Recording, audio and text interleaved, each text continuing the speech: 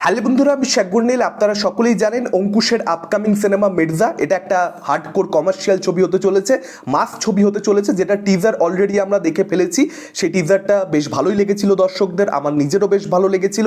ছবিটার ট্রেলার কবে আসবে সেটার ব্যাপারে অঙ্কুশ জানিয়ে দিয়েছেন এবং তার সঙ্গে সঙ্গে সে একটা পোস্টারও রিলিজ করেছে, কাইন্ড অফ মোশন পোস্টার। এবার রিলিজ ডেট যদি আপনাদেরকে জানিয়ে দিই, ট্রেলারটা 30 তারিখ আসতে চলেছে, 30শে মার্চ, অর্থাৎ ছবিটা যখন মুক্তি পাবে ঈদের সময়। তার থেকে কিন্তু খুব একটা বেশি গ্যাপ এখানে ট্রেলারের রিলিজ ডেটে থাকছে না। আমরা বাংলা ছবির ক্ষেত্রে নর্মালি দেখতে পাই যে ট্রেলার কিন্তু ছবি রিলিজের অন্ততপক্ষে 15 দিন, 18 দিন, 20 দিন আগে মুক্তি পায়, কিন্তু সেটা এখানে মির্জার ক্ষেত্রে করা হচ্ছে না। আমরা গত বছর দেখতে পেয়েছি বিভিন্ন বলিউড ছবির ক্ষেত্রে, যেরকম জওয়ান কিংবা অ্যানিমাল, ছবি মুক্তির 6 দিন আগে, 7 দিন আগে, 8 দিন আগে ট্রেলার মুক্তি দেওয়া হচ্ছে। সেই জিনিসটা কিন্তু আমরা আমাদের এই বাংলা ছবি মির্জার ক্ষেত্রেও দেখতে পেতে চলেছি। এবার এই যে মোশন পোস্টারটা রিলিজ করা হয়েছে, সেই মোশন পোস্টারটার মধ্যে যে ব্যাকগ্রাউন্ড মিউজিকটা রয়েছে, সেই ব্যাকগ্রাউন্ড মিউজিকটা কিন্তু বেশ ভালো। এটা যে ধরনের ছবি হবে সেই অনুযায়ী কিন্তু ব্যাকগ্রাউন্ড মিউজিকটা রয়েছে। তো আশা করা যাচ্ছে যে ছবির মধ্যেও আমরা এরকম ভালো ব্যাকগ্রাউন্ড মিউজিকের ইউজ দেখতে পারবো। আপনারা সকলেই জানেন এই ধরনের ছবির ক্ষেত্রে হিরোকে এলিভেশন দেওয়ার জন্য ব্যাকগ্রাউন্ড মিউজিকের ভালো হওয়াটা কতটা বেশি দরকারি। তো সেটা হবে বলে মনে হচ্ছে।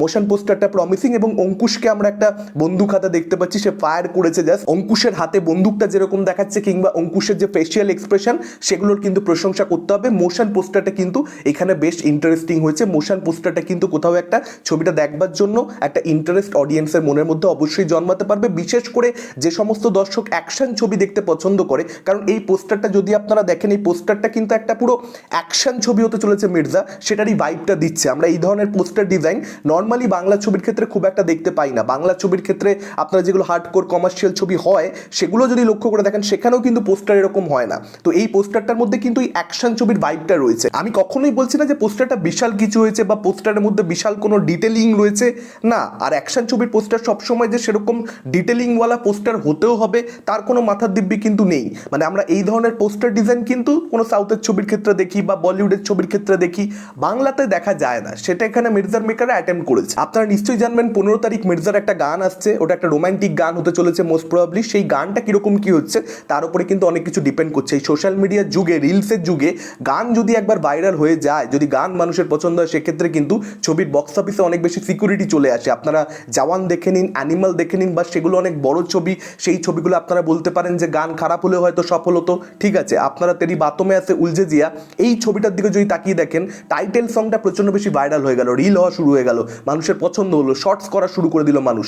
সঙ্গে সঙ্গে সেই ছবিটা কিন্তু হিট হয়ে গেল। ছবিটা কিন্তু খারাপ ছবি ছিল, তা সত্ত্বেও কিন্তু ইয়ং অডিয়েন্স হলে গেল, ছবিটা দেখলো। সেই জিনিসটা কিন্তু প্রচণ্ড বেশি দরকারি আজকের দিনে। দেখা যাক মির্জার গানটা কীরকম কী হয়। এবং যেটা বললাম, বাংলা ছবির ক্ষেত্রে আমরা ছবির রিলিজ ডেটের সঙ্গে ট্রেলারের রিলিজ ডেটের এত কম গ্যাপ দেখতে পাই না, সেটা এখানে মির্জার মেকাররা করছে।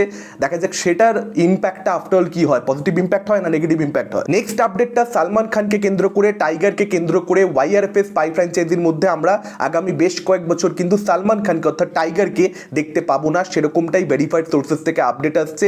যে আদিত্য চোপড়া ঠিক করেছেন যে এখনো অবধি স্পাই ফ্র্যাঞ্চাইজির মধ্যে 5টা ছবি হয়েছে, যার মধ্যে 4টেতেই সালমান খানের অর্থাৎ টাইগারের উপস্থিতি রয়েছে। সে আর সালমান খানকে, টাইগারকে জাস্ট র্যান্ডাম কিছু ক্যামিওস করাতে চাইছে না। এরপরে যখন স্পাই ফ্র্যাঞ্চাইজিতে সত্যিকারের দরকার পড়বে, খুব ক্রুশাল জায়গাতে টাইগারকে এন্ট্রি করানো হবে, তার আগে অবধি আমরা টাইগারকে দেখতে পাবো না। ওয়াট 2, পাঠান 2 কিংবা আলিয়া ভাটের যে একটা ওম্যান সেন্ট্রিক স্পাই ছবি আসতে চলেছে, সেটার মধ্যেও কিন্তু আমরা সালমান খানকে দেখতে পাবো না টাইগার হিসেবে। এটা খুব ভালো সিদ্ধান্ত। জোর করে এই যে একটা ক্যামিওস করানো, একটা গিমিক, সেটার থেকে যে এখানে স্পাই ফ্র্যাঞ্চাইজি বেরিয়ে আসতে চাইছে আদিত্য চোপড়া, সেটাকে যে মেক শিওর করছেন, এটার ব্যাপারে আমি নিজে খুব খুশি। কারণ টাইগারের মতো একটা ক্যারেক্টার যদি বারবার ফিরে আসে, তাহলে কিন্তু সেই ক্যারেক্টারটার যে নিজের যে ওয়েটটা রয়েছে, যে চার্মটা রয়েছে, যে মজাটা রয়েছে, সেটা কিন্তু কোথাও একটা হারিয়ে যাবে। বুদ্ধি করে করে ইউজ করতে হবে, অল্প করে ইউজ করতে হবে, তাহলেই সেই ম্যাজিকটা থাকবে বড় পর্দায় টাইগারের। এটা ছিল আজকের ওভারঅল ভিডিও। আপনাদের কি মতামত টাইগারের এই আপডেটটাকে কেন্দ্র করে? অঙ্কুশের এই নতুন পোস্টারটা, মির্জার নতুন পোস্টারটা আপনাদের কিরকম কি লেগেছে? মির্জা নিয়ে আপনারা কতটা এক্সাইটেড? ট্রেলার রিলিজ করবার এই যে সিদ্ধান্তটা মির্জার, সেটার ব্যাপারে আপনাদের কি মতামত? ডেফিনেটলি আপনারা সেটা কমেন্ট করে জানাতে পারেন। এই ভিডিওটা ভালো লাগলে লাইক করতে পারেন, শেয়ার করতে পারেন। আমাদের চ্যানেল নতুন হলে চ্যানেলটাকে অবশ্যই সাবস্ক্রাইব করতে পারেন। আজকের মতো টাটা, চোখ রাখুন পরবর্তী ভিডিওতে।